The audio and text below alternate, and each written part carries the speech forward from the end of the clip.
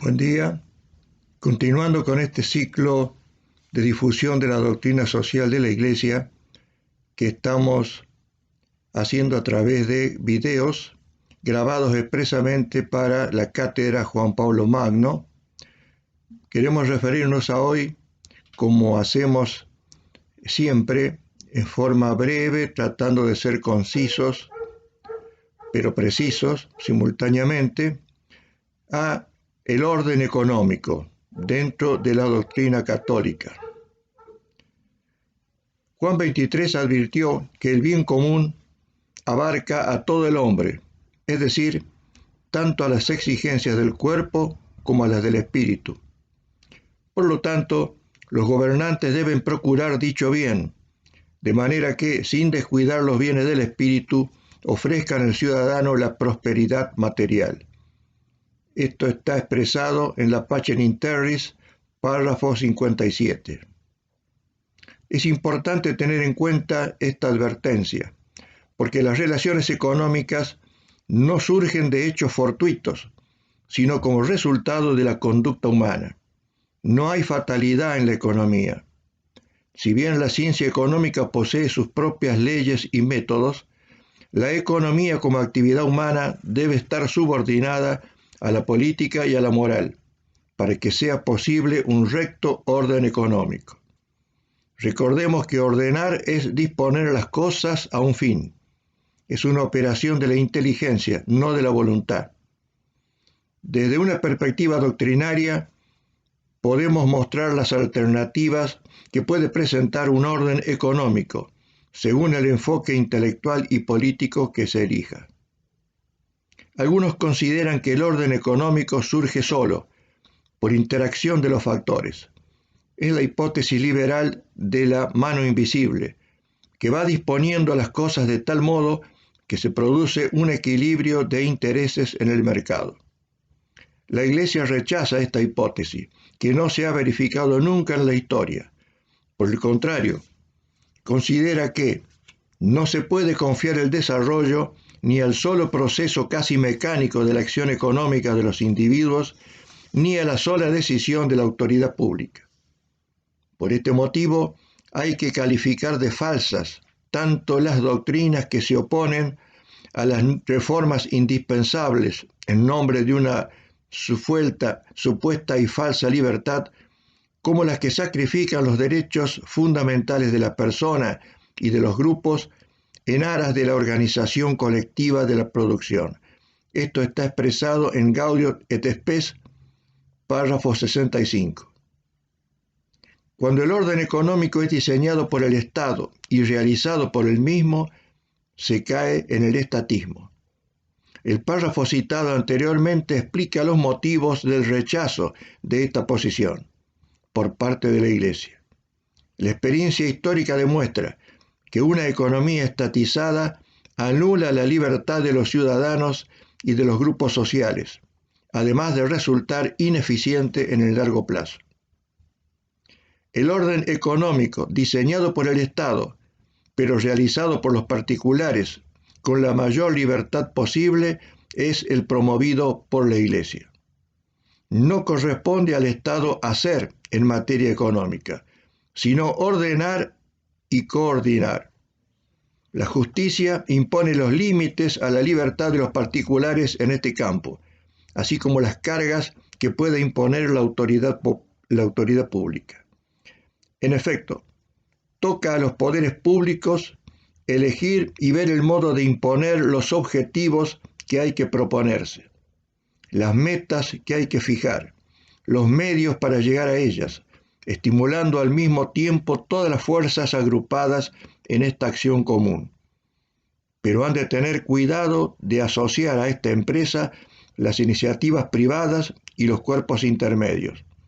Evitarán así el riesgo de una colectivización integral o de una planificación arbitraria, que al negar la libertad excluirá el ejercicio de los derechos fundamentales de la persona humana. Así lo enseña la encíclica Populorum Progressio en el punto 33.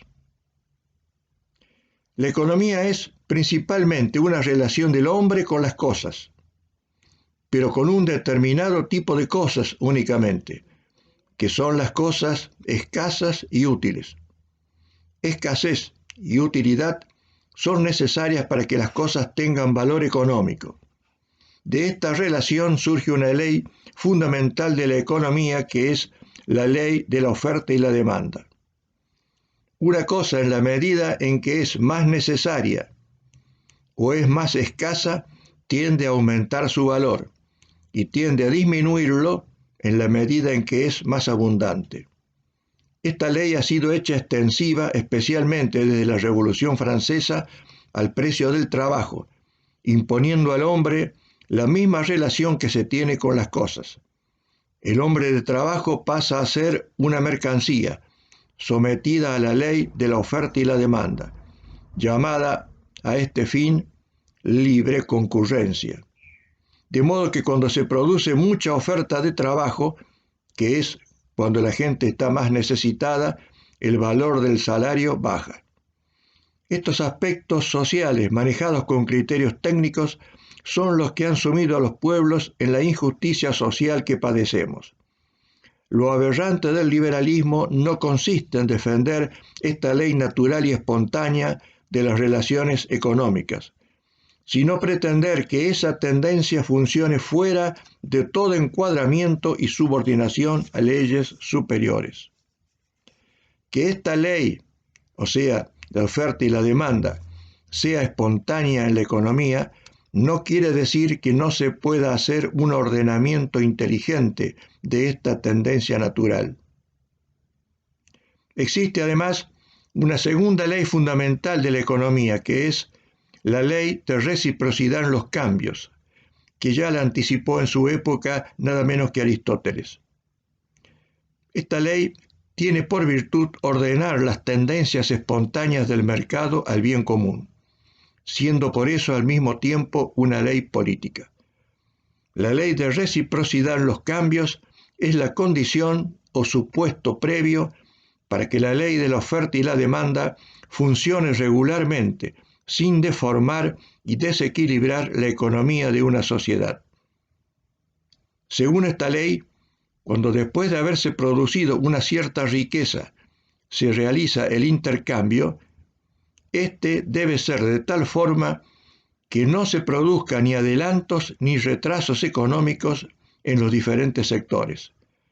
Es decir, que ningún sector debe adelantarse ni retrasarse en virtud del intercambio mismo. Decimos que la ley de reciprocidad en los cambios es política, porque es sólo a través de su vigencia que se consigue la justicia social.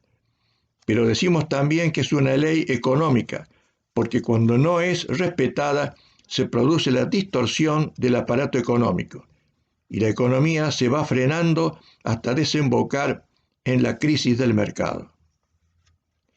Si se quiere respetar esta espontaneidad del mercado, como pretende el liberalismo, sobreviene la crisis económica, con desocupación y recesión. O se redimensiona el aparato productivo mediante una adecuada redistribución del crecimiento global en todos los sectores para que la estructura económica vuelva a su forma original después de cada ciclo, o la fuga de capitales es inevitable y caemos de ese modo en los engranajes del crédito internacional, que en cada ciclo político-económico se apodera de un trozo de nuestro aparato productivo. Por eso, las dos leyes fundamentales de la economía deben funcionar necesariamente juntas, representando la ley de la oferta y la demanda, la espontaneidad, la vitalidad y la libertad de los intercambios económicos, y la de reciprocidad en los cambios, la armonía de la estructura económica, la justicia social y el crecimiento sostenido de la economía, libre de dependencias y condicionamientos externos. La encíclica Centésimos Annus considera justo rechazar un sistema económico que asegura el predominio absoluto del capital respecto a la libre subjetividad del trabajo del hombre. Tampoco acepta como modelo alternativo el sistema socialista, que no es otra cosa que un capitalismo de Estado. Promueve, por el contrario, una sociedad basada en el trabajo libre, en la empresa entendida como comunidad de hombres y en la participación. Este tipo de sociedad acepta el mercado como un instrumento eficaz para colocar los recursos y responder a las necesidades, pero exige que sea controlado por las fuerzas sociales y por el Estado, de manera que garantice la espontaneidad y la satisfacción de las exigencias fundamentales de toda la sociedad. La encíclica Centésimos Annus considera en cambio inaceptable la afirmación de que la derrota del socialismo deje al capitalismo como único modelo de organización económica. Así lo expresa en el número 35. No obstante lo anterior, con la prudencia característica de la Iglesia y ante la dificultad de definir con precisión el significado de una palabra tan polémica como capitalismo, dedica la encíclica Centésimos Annus un largo párrafo a discernir si dicho sistema es aceptable. Lo hace en el punto 42 de la encíclica en dos partes. Dice primero, si por capitalismo se entiende un sistema económico que reconoce el papel fundamental y positivo de la empresa, del mercado, de la propiedad privada y de la consiguiente responsabilidad para con los medios de producción, de la libre creatividad humana en el sector de la economía, la respuesta es ciertamente positiva.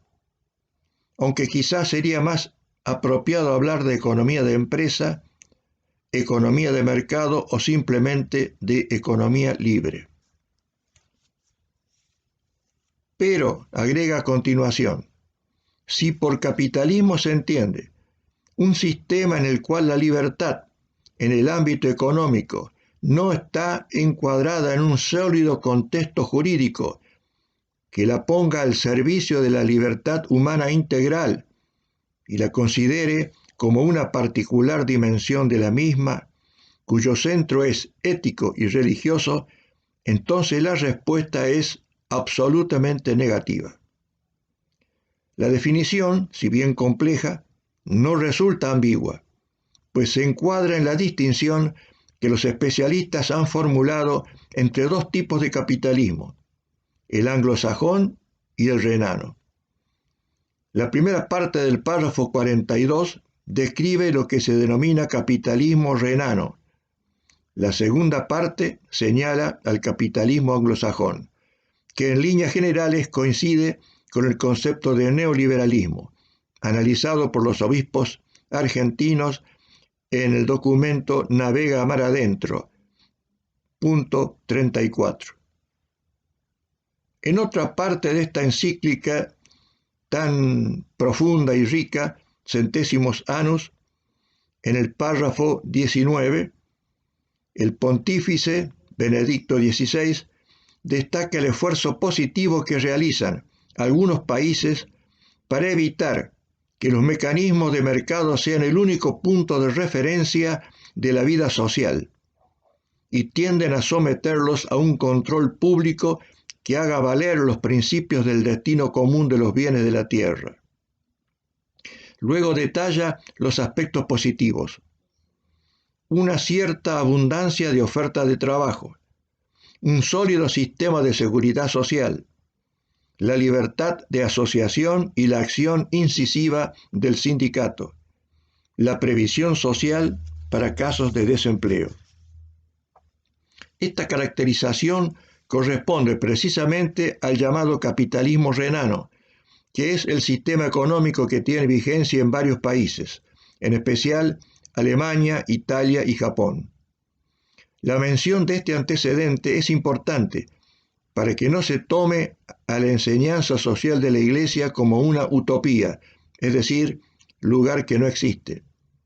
sino que, al menos parcialmente, coincide con experiencias concretas de la realidad. La misma encíclica Centésimos Annus reitera que la Iglesia no tiene modelos que proponer, pero ofrece como orientación ideal e indispensable la propia doctrina social, la cual, como queda dicho, reconoce la positividad del mercado y de la empresa, pero al mismo tiempo indica que estos han de estar orientados hacia el bien común. Esto lo precisa en el punto 43. Capítulo clave de la doctrina social en materia económica lo constituye la necesidad de la participación del Estado. La Centésimos Annus destina a este tema el párrafo 15.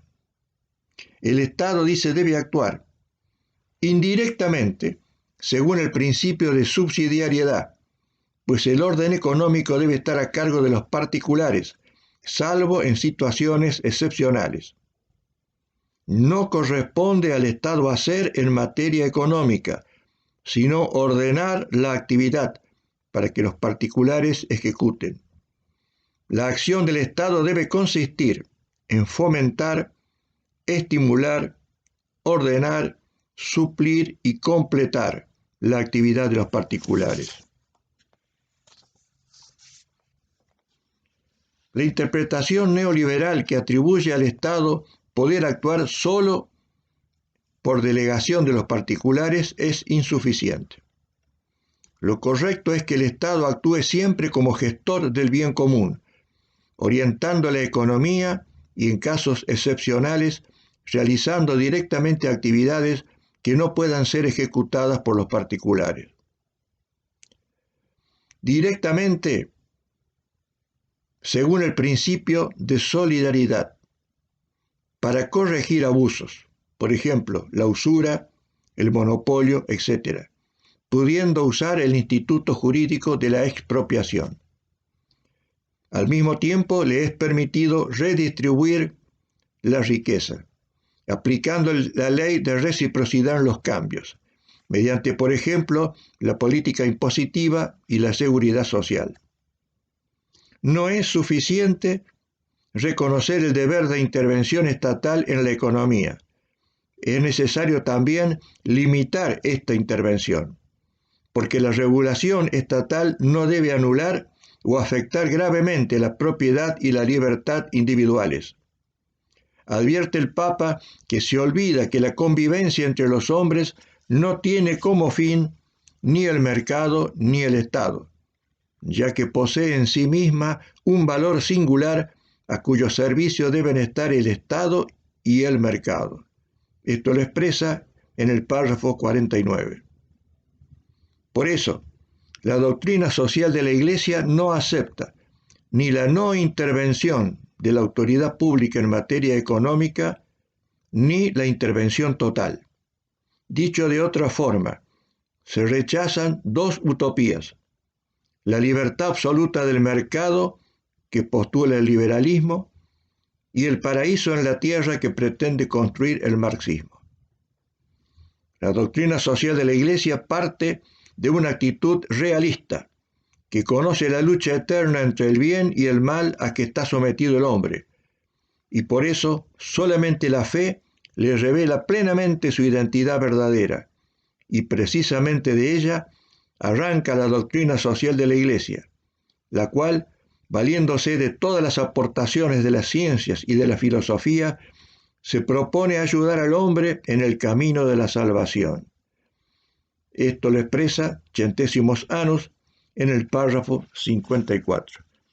De esta manera, en una forma breve y pretendemos que concisa, precisa, hemos analizado el tema del orden económico. En el próximo video, si Dios quiere, analizaremos los aspectos políticos más importantes de acuerdo a la orientación de nuestra Santa Madre Iglesia. Les agradezco como siempre la atención prestada y esperemos que este ciclo pueda resultar de algún interés para ustedes.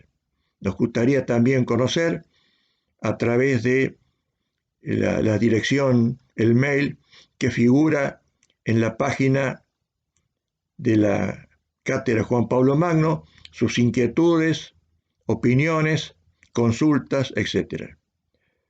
Nos despedimos entonces hasta el próximo video. Muchas gracias.